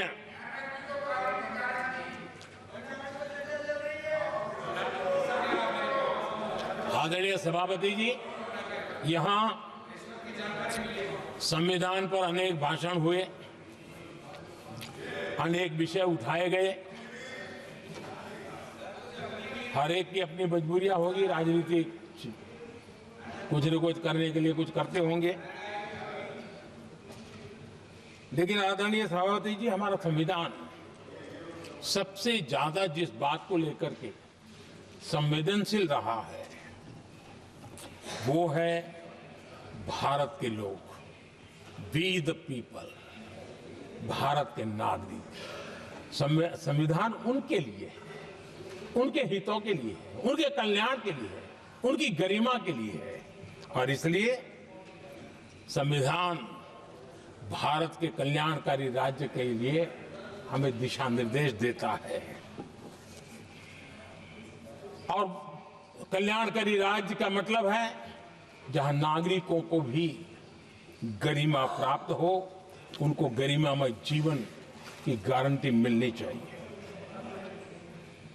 हमारे कांग्रेस के साथियों को एक शब्द बहुत प्रिय है, मैं आज उस शब्द का उपयोग करना चाहता हूं और उनका सबसे प्रिय शब्द जिसके बिना वो जी नहीं सकते वो शब्द है जुमला। कांग्रेस के हमारे साथी उनको दिन रात जुमला, लेकिन इस देश को पता है हिंदुस्तान में अगर सबसे बड़ा जुमला कोई था और वो 4 पीढ़ी ने चलाया, वो जुमला था गरीबी हटाओ। ये ऐसा जुमला था, ये गरीबी हटाओ ऐसा जुमला था, उनकी राजनीति की रोटी तो सिकती थी लेकिन गरीब का हाल ठीक नहीं होता था। आदरणीय सभापति जी, जरा कोई मुझे कहे आजादी के इतने सालों के बाद क्या एक डिग्निटी के साथ जीने वाले परिवार को क्या उसे टॉयलेट भी उपलब्ध नहीं होना चाहिए? क्या आपको ये काम करने की फुर्सत नहीं मिली? आज देश में टॉयलेट बनाने के अभियान को, जो गरीबों के लिए एक सपना था, उसकी डिग्निटी के लिए हमने इस काम को हाथ में लिया और हमने जी जान से उसे जुटे रहे। उसका मजाक उड़ाया गया, मुझे मालूम है, लेकिन उसके बाद भी सामान्य नागरिक के जीवन का गरिमा, ये हमारे दिल और दिमाग में होने के कारण हम डिगे नहीं, हम अड़े रहे, हम आगे बढ़ते चले गए और तब जाकर के ये सपना साकार हुआ। माताएं बहनें खुले में सोच जा रही थी, या तो सूर्योदय के पहले या सूर्योदय के बाद, और आपको कभी पीड़ा नहीं हुई। और उसका कारण यह था कि आपने गरीबों को और गरीबी को टीवी में देखा है, अखबार की सुर्खियों में देखा है, आपको गरीब की जिंदगी का पता नहीं, वरना आप इसके साथ ऐसा जुल्म नहीं करते। आदरणीय सभापति जी, इस देश की 80% जनता पीने के शुद्ध पानी के लिए तरसती रही। क्या मेरा संविधान हमें रोकता था? क्या संविधान तो ये चाहता था कि सामान्य मानवीय की सुविधाओं को ध्यान दिया जाए। आदरणीय सभापति जी, ये काम भी हमने बड़े समर्पण भाव से आगे बढ़ाया है। आदरणीय सभापति जी, इस देश की करोड़ों माताएं चूल्हे में खाना पकाना और धुएं से आंखें लाल, कहते हैं कि सैकड़ों सिगरेट का धुआं, खाना पकाते हैं तब धुआं शरीर में जाता है। उन माताओं बहनों की आंखें लाल होती थी, इतना नहीं, उनका शरीर स्वास्थ्य खत्म हो जाता था। उनको धुएं से मुक्ति का काम, और 2013 तक क्या चर्चा चलती थी, 9 सिलेंडर देंगे कि 6 सिलेंडर देंगे। इस देश ने देखते ही देखते हर घर तक गैस का सिलेंडर पहुंचा दिया, क्योंकि हमारे लिए हर नागरिक 70 साल के बाद जो बेसिक सुविधाएं हैं उसकी तरफ। आदरणीय सभापति जी, अगर हमारा गरीब परिवार दिन रात मेहनत करके गरीबी से बाहर निकलने के लिए कोशिश करता है, बच्चों को पढ़ाना चाहता है, लेकिन घर में एक बीमारी आ जाए तो उसका सारा प्लान बेकार हो जाता है, पूरा परिवार की सारी मेहनत पानी में चली जाती है। क्या इन गरीब परिवारों के इलाज के लिए कुछ आप सोच नहीं सकते थे? 50-60 करोड़ देशवासियों को मुफ्त इलाज मिले। संविधान की उस भावना का आदर करते हुए हमने आयुष्मान योजना को लागू किया, और आज देश के 70 साल के ऊपर के किसी भी वर्ग के क्यों न हो, उनके लिए भी हमने व्यवस्था की। आदरणीय सभापति जी, जरूरतमंदों को राशन देने की बात, और उसका भी मजाक उड़ाया जा रहा है। जब हम कहते हैं कि 25 करोड़ लोग गरीबी को परास्त करने में सफल हुए, तो फिर हमें सवाल पूछा जाता है कि आप गरीब को राशन फिर क्यों देते हो? आदरणीय सभापति जी, जो गरीबी से निकल के आया है, उसे पता होता है कि अस्पताल में भी एक पेशेंट स्वस्थ होने के बाद जब छुट्टी देते हैं ना, तो डॉक्टर भी कहता है कि आप घर जाइए, तबीयत ठीक है, ऑपरेशन अच्छा हुआ है, लेकिन महीने पर ये जरा संभालना, ये मत करना, क्योंकि पेशेंट दोबारा तकलीफ में ना आए, गरीब दोबारा गरीब न बने, इसलिए उसका हैंड होल्डिंग जरूरी है। और इसलिए हम मुफ्त राशन दे रहे हैं। उसकी मजाक मत उड़ाओ, क्योंकि हमें गरीबी से जो बाहर निकला है उसको दोबारा गरीबी में जाने नहीं देना है, और जो अभी भी गरीबी में है उसे हमें गरीबी से बाहर लाना है।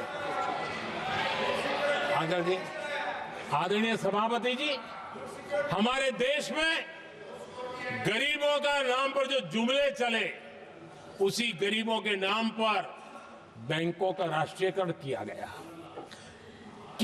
गरीबों के नाम पर। लेकिन 2014 तक इस देश के 50 करोड़ नागरिक ऐसे थे जिन्होंने बैंक का दरवाजा तक नहीं देखा था। आदरणीय सभापति जी, गरीब को बैंक में प्रवेश तक नहीं था, ये पाप आपने किया। और आज 50 करोड़ गरीबों के बैंक खाते खोल करके हमने बैंक के दरवाजे गरीबों के लिए खोल दिए। इतना ही नहीं, ये एक प्रधानमंत्री कहते थे कि दिल्ली से 1 रुपया निकलता है तो 15 पैसा पहुंचता है, लेकिन उपाय उनको आता नहीं था। उपाय हमने दिखाया। आज दिल्ली से 1 रुपया निकलता है, 100 के 100 पैसे गरीब के खाते में जमा होते हैं। क्यों? हमने बैंक का सही इस्तेमाल क्या करना, बैंक का सही उपयोग क्या करना। माननीय सदस्य मोबाइल नहीं देखें। आदरणीय सभापति जी, बिना गारंटी के ऋण देश के अंदर जिन लोगों को बैंक के दरवाजे तक जाने की इजाजत नहीं थी, आज स्थापित सरकार का संविधान के प्रति जो समर्पण है ना, आज बिना गारंटी वो बैंक से लोन ले सकता है। ये ताकत हमने गरीब को दी है। आदरणीय सभापति जी, गरीबी हटाओ का जुमला इसी के कारण जुमला बनकर के रह गया। गरीब को इस मुश्किल से मुक्ति मिले, ये हमारा बहुत बड़ा मिशन है और ये हमारा संकल्प है, और हम इसके लिए दिन रात एक कर रहे हैं। जिनको कोई नहीं पूछता, इनको मोदी पूजता है। आदरणीय सभापति जी, दिव्यांगजन हर दिन संघर्ष करता हमारा दिव्यांगजन, अब जाकर के हमारे दिव्यांग को फ्रेंडली इंफ्रास्ट्रक्चर मिले, उसकी व्हीलचेयर आगे तक जाए, ट्रेन के डिब्बे तक जाए। ये व्यवस्था दिव्यांगजन के लिए करने का हमारे दिल में तब आया क्योंकि समाज के दबले कुचले वंचित लोगों की चिंता करना हमारे मन में था, तब हुआ। आदरणीय सभापति जी, आप मुझे बताइए, एक तो भाषा के नाम पर झगड़ा करना तो सिखा दिया आपने, लेकिन मेरे दिव्यांगजनों के साथ कितना अन्याय किया। जो हमारे यहां साइनेज लैंग्वेज जो है, साइन लैंग्वेज की जो व्यवस्था है, खास करके मूक बधिर के लिए, अब दुर्भाग्य ऐसा देश का कि असम में जो भाषा सिखाई जाए, उत्तर प्रदेश में दूसरी सिखाई जाए, उत्तर प्रदेश में सिखाई जाए, महाराष्ट्र में तीसरी सिखाई जाए। हमारे दिव्यांगजनों के लिए एक साइन लैंग्वेज का होना बहुत जरूरी था। आजादी के 7 दशक बाद भी उनको उन दिव्यांगजनों की याद नहीं आई। एक कॉमन साइन लैंग्वेज बनाने का काम हमने किया, जो आज देश के मेरे सभी दिव्यांग भाई बहनों के लिए काम आ रही है। आदरणीय सभापति जी, गुमंतु और अर्ध गुमंतु जन समूह समाज का इसके ऊपर पूछने वाला नहीं था। उनके कल्याण के लिए वेलफेयर बोर्ड बनाने का काम हमने किया, क्योंकि संविधान की प्राथमिकता है लोग, हमें उसको दर्जा देने का काम किया है।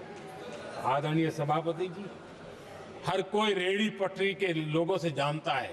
हर मोहल्ले में, हर इलाके में, हर फ्लैट में, हर सोसाइटी में सुबह होते ही वो रेहड़ी पटरी वाला आकर के मेहनत करके और लोगों का जीवन चलाने में मदद करता है। उसको बेचारे को 12-12 घंटे काम करे, रेहड़ी भी किसी से किराए पर ले ले, किसी से ब्याज से पैसा ले, किसी से सामान खरीदे, शाम को ब्याज खाओ पैसा ले जाए, बड़ा मुश्किल से अपने बच्चों के लिए ब्रेड का टुकड़ा ले जा सके। ये हालत थी। ये हमारी सरकार ने है रेहड़ी पटरी वालों के लिए स्वनिधि योजना बना करके बैंक से उनको बिना गारंटी लोन देने का शुरू किया, और आज उसके कारण, वो स्वनिधि योजना के कारण वो तीसरे राउंड तक पहुंचा है और अधिकतम लोन बैंक से उसको सामने से मिल रही है। उसकी प्रतिष्ठा का और उसका विस्तार हो रहा है, विकास भी हो रहा है।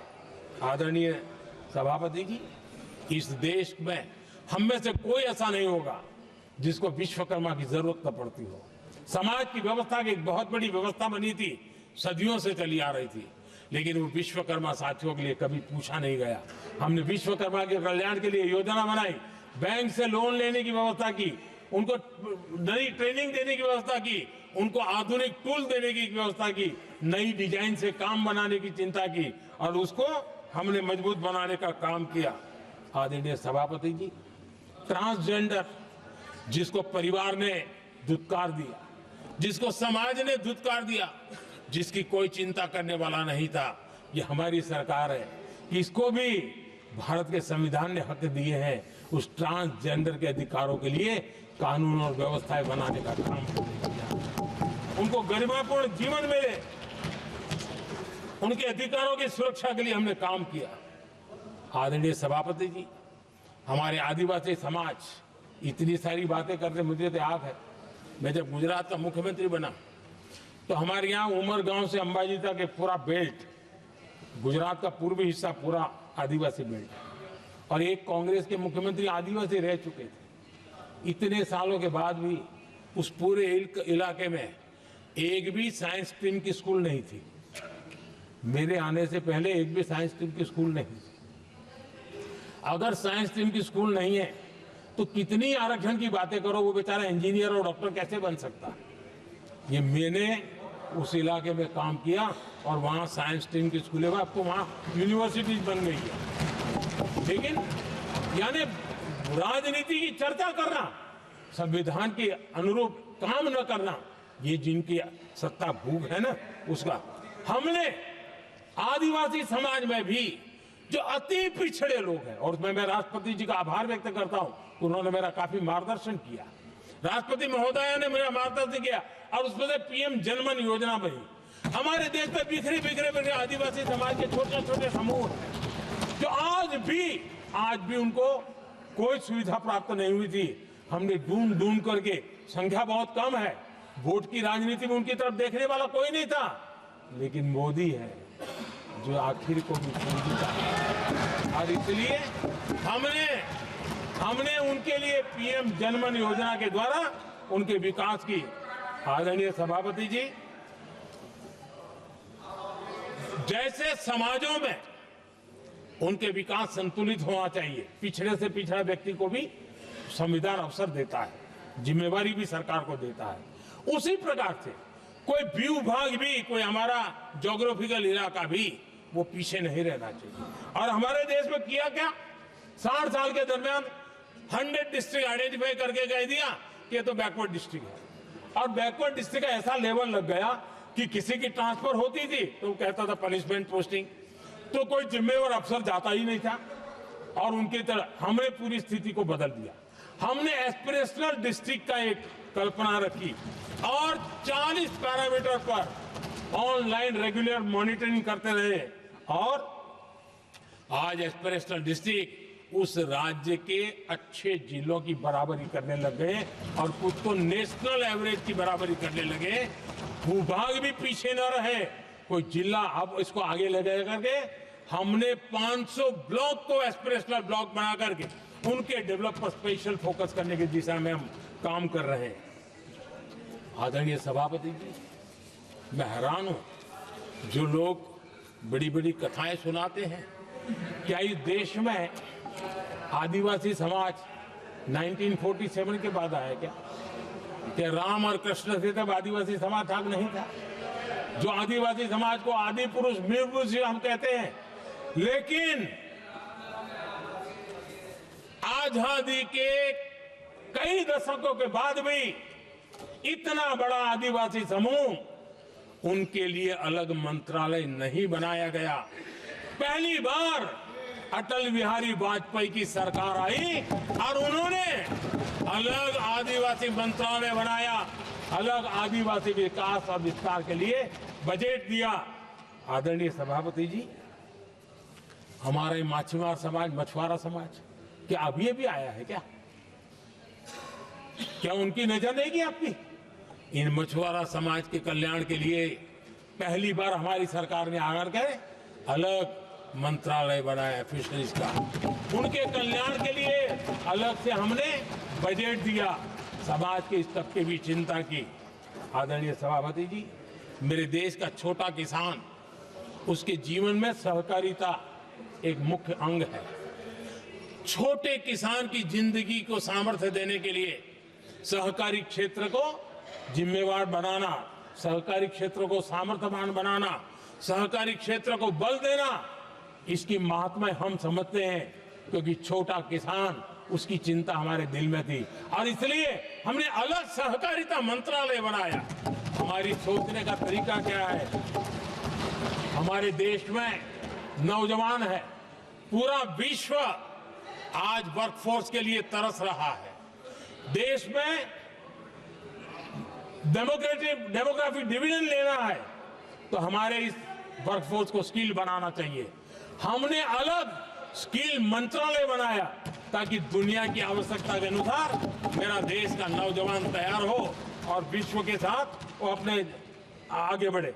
आदरणीय सभापति जी, हमारा नॉर्थ ईस्ट इसलिए कि वहां वोट कम है, सीटें कम है, इसकी कोई परवाह नहीं है। यह अटल जी की सरकार थी जिसने पहली बार नॉर्थ ईस्ट के कल्याण के लिए डोनियर मंत्रालय की व्यवस्था की और आज उसका परिणाम है कि नॉर्थ ईस्ट के विकास की कि नई चीजों को हम प्राप्त कर पाए। इसी के कारण रेल, रोड, पोर्ट, एयरपोर्ट ये बनने की दिशा में आगे बढ़ रहे हैं। आदरणीय सभापति जी, आज भी दुनिया के देशों में लैंड रिकॉर्ड के लेकर के समृद्ध देशों को भी कई संकट। हमने गांव के हर सामान्य व्यक्ति को अपना लैंड रिकॉर्ड, उसके घर की मालिकीन का हक के कागज नहीं है, उसके गांव उसको बैंक से लोन चाहिए हो, कहीं बाहर जाए तो कोई कब्जा कर ले, एक स्वामित्व योजना बनाई और देश के गांव के ऐसे समाज के दबे कुचले लोगों को वो कागज हम दे रहे हैं जिसके कारण उसका मालिकी हक बन रहा है। वो स्वामित्व योजना एक बहुत बड़ा दिशा में है। आदरणीय सभापति जी, इन सारे कामों के कारण पिछले 10 वर्ष में हमने जो प्रयास किया, हमने जिस प्रकार से गरीब को मजबूती देने का काम किया है, हमने जिस प्रकार से गरीब के अंदर एक नया आत्मविश्वास पैदा किया है और एक सही दिशा में चलने का परिणाम है कि आज इतने कम समय में मेरे देश के 25 करोड़ मेरे गरीब साथी गरीबी को परास्त करने में सफल हुए और हमें इस बात का गर्व है। और मैं संविधान निर्माताओं के सामने सर झुका करके कहता हूं, जो संविधान हमें दिशा दे रहा है उसके तहत मैं ये काम कर रहा हूं। और मैंने, आदरणीय सभापति जी, जब हम सबका साथ सबका विकास की बात करते हैं, वो नारा नहीं है, वो हमारे आर्टिकल ऑफ फेथ है। और इसलिए हमने सरकार की योजनाएं भी बिना भेदभाव को चलाने की दिशा में काम किया है और संविधान हमें भेदभाव की अनुमति नहीं देता है। और इसलिए हमने आगे चल करके कहा है सैचुरेशन, जिसके लिए जो योजना बनी है उसका लाभ उन लाभार्थी को 100% लाभार्थी को मिलना चाहिए। ये सैचुरेशन अगर सच्चा सेकुलरिज्म को है ना, तो ये सैचुरेशन में है। सच्चा सामाजिक न्याय अगर किसी में है तो ये सैचुरेशन 100%, 100% उसको बेनिफिट जिसका हक है मिलना चाहिए, बिना भेदभाव के लिए मिलना चाहिए। तो ये भाव लेकर के हम सच्चे सेकुलरिज्म को और सच्चे सामाजिक न्याय को लेकर के जी रहे हैं। आदरणीय सभापति जी, संविधान के हमारे एक और स्पिरिट भी है और हमारे देश को दिशा देने का माध्यम, देश को का चालक बल के रूप में राजनीति केंद्र में रहती है। आने वाले दशकों में हमारा लोकतंत्र, हमारी राजनीति की दिशा क्या होनी चाहिए, आज हमें मंथन करना चाहिए।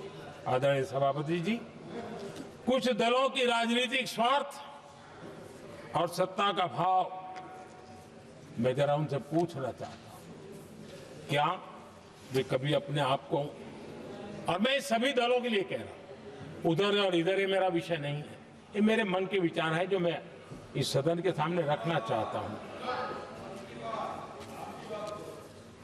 कि इस देश में योग्य नेतृत्व का अवसर मिलना चाहिए नहीं। जिनके परिवार में कोई राजनीति में नहीं है, क्या उनके लिए दरवाजे बंद हो जाएंगे? क्या देश को, लोकतंत्र के स्पिरिट को परिवारवाद ने गहरा नुकसान किया है कि नहीं किया है? क्या परिवारवाद से भारत के लोकतंत्र की मुक्ति का अभियान चलाना ये संविधान के तहत हमारी जिम्मेवारी है कि नहीं है? और इसलिए समानता के सिद्धांत की बात कहे, अवसर की बात कहे, हिंदुस्तान के हर किसी को, और जो परिवारवादी राजनीति है उनकी धुरी ही परिवार होता है, सब कुछ परिवार के लिए। देश को, देश के नौजवानों को आकर्षित करने के लिए, लोकतंत्र को मजबूत बनाने के लिए और देश के युवाओं को आगे आने के लिए हम सभी राजनीतिक दलों ने प्रयास करना चाहिए। सभी राजनीतिक दलों ने, जिनकी पार्श्वभूमि में राजनीतिक परिवार नहीं है, ऐसे फ्रेश ब्लड को लाने के लिए प्रयास करना, ये मैं मानता हूं कि देश की लोकतंत्र की, और इसीलिए मैंने लाल किले से कहा है कि मेरा एक विषय लेके मैं लगातार बोल रहा हूं, बोलता रहूंगा। 1 लाख ऐसे नौजवानों को देश की राजनीति में लाना है जिनका कोई परिवार का बैकग्राउंड राजनीतिक परिवार का नहीं है, और इसलिए देश को एक फ्रेश एयर की जरूरत है, देश को नई ऊर्जा की जरूरत है, देश को नए संकल्प और सपने लेकर के आने वाले युवकों की जरूरत है। और भारत के संविधान के जब 75 वर्ष मना रहे हैं तो हम दिशा में आगे बढ़े।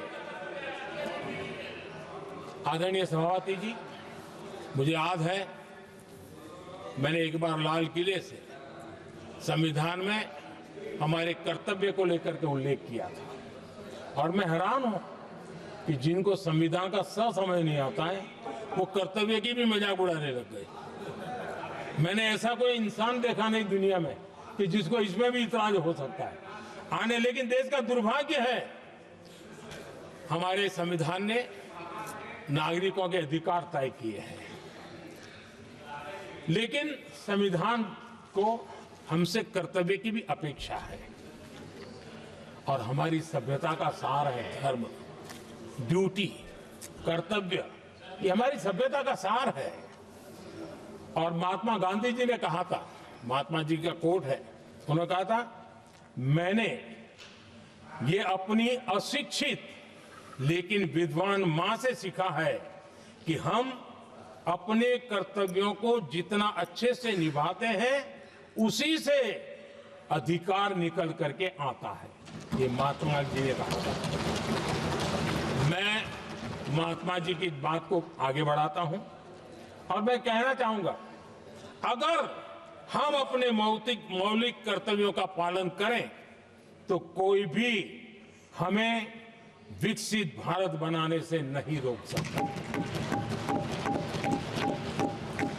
संविधान का 75वां वर्ष कर्तव्य के प्रति हमारे समर्पण भाव को, हमारी प्रतिबद्धता को और ताकत दें, देश कर्तव्य भावना से आगे बढ़े, ये मैं मानता हूं समय की मांग है। आदरणीय सभापति जी, भारत के भविष्य के लिए संविधान के स्पिरिट से प्रेरित होकर के मैं आज इस सदन के पवित्र मंच से 11 संकल्प सदन के सामने रखना चाहता हूं। पहला संकल्प है, चाहे नागरिक हो या सरकार हो, सभी अपने कर्तव्यों का पालन करें। दूसरा संकल्प है, हर क्षेत्र, हर समाज को विकास का लाभ मिले, सबका साथ, सबका विकास हो। तीसरा संकल्प है, भ्रष्टाचार के प्रति जीरो टॉलरेंस हो। भ्रष्टाचारी की सामाजिक स्वीकार्यता न हो। भ्रष्टाचारी की सामाजिक स्वीकार्यता न हो। चौथा संकल्प है, देश के कानून, देश के नियम, देश की परंपराओं के पालन में देश के नागरिकों को गर्व होना चाहिए, गर्व का भाव हो। पांचवा संकल्प, गुलामी की मानसिकता से मुक्ति हो, देश की विरासत पर गर्व हो। छठा संकल्प, देश की राजनीति को परिवारवाद से मुक्ति मिले। सातवां संकल्प, संविधान का सम्मान हो। राजनीतिक स्वार्थ के लिए संविधान को हथियार न बनाया जाए। आठवां संकल्प, संविधान की भावना के प्रति समर्पण रखते हुए जिनको आरक्षण मिल रहा है वो न छीना जाए और धर्म के आधार पर आरक्षण की हर कोशिश पर रोक लगे। नौवां संकल्प, विमेन लेड डेवलपमेंट में भारत दुनिया के लिए मिसाल बने। 10वां संकल्प, राज्य के विकास से राष्ट्र का विकास, ये हमारा विकास का मंत्र हो। 11वां संकल्प, एक भारत श्रेष्ठ भारत का ध्येय सर्वोपरि हो। आदरणीय सभापति जी, इसी संकल्प के साथ